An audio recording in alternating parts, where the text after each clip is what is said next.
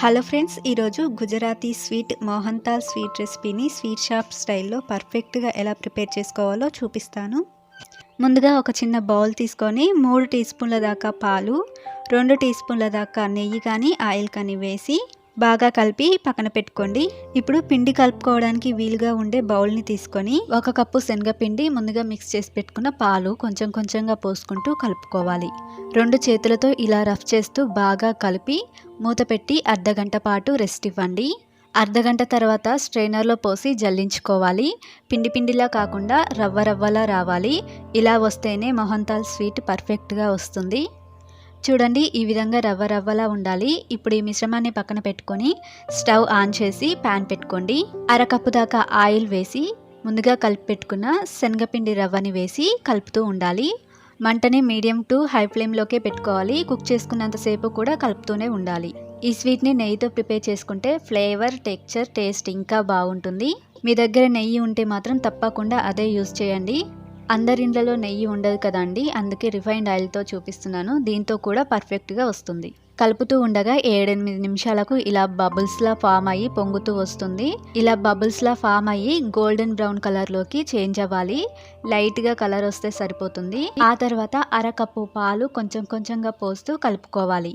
పాలు పోసేటప్పుడు జాగ్రత్తగా పోయండి. వేడి మీద ఉంటుంది కాబట్టి బయటికి పొంగే అవకాశం ఉంటుంది. మంటని తగ్గించండి, లేదంటే పూర్తిగా ఆఫ్ చేసి పాలు పోసి కలుపుకోండి. ఇలా కలుపుకున్న ఈ మిశ్రమాన్ని పక్కన పెట్టేసి పంచదార సిరప్ని రెడీ చేసుకోవాలి. ఒక ప్యాన్లో 1/2 కప్పు దాకా పంచదార, 1/2 కప్పు నీళ్లు పోసి పాకం వచ్చే వరకు మీడియం టు హై ఫ్లేమ్లోనే కలుపుతూ ఉండండి. చూడండి, ఈ విధంగా రావాలి. కాస్త ముదురు పాకమే రావాలి.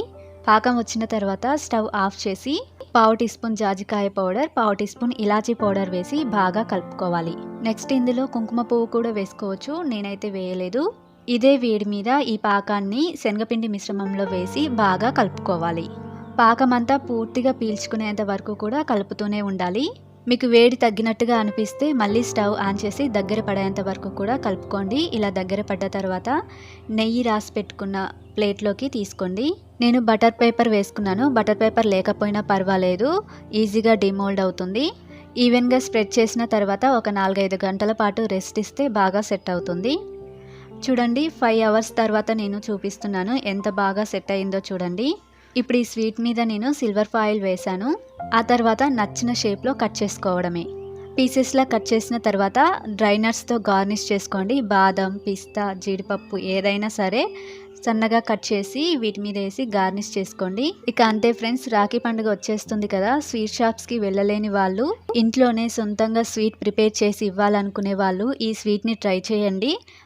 స్వీట్ షాప్లో స్వీట్కి మనం ఇలా శనగపిండితో తయారు చేసిన స్వీట్ అనేది ఏ మాత్రం తీసిపోదు, చాలా బాగుంటుంది.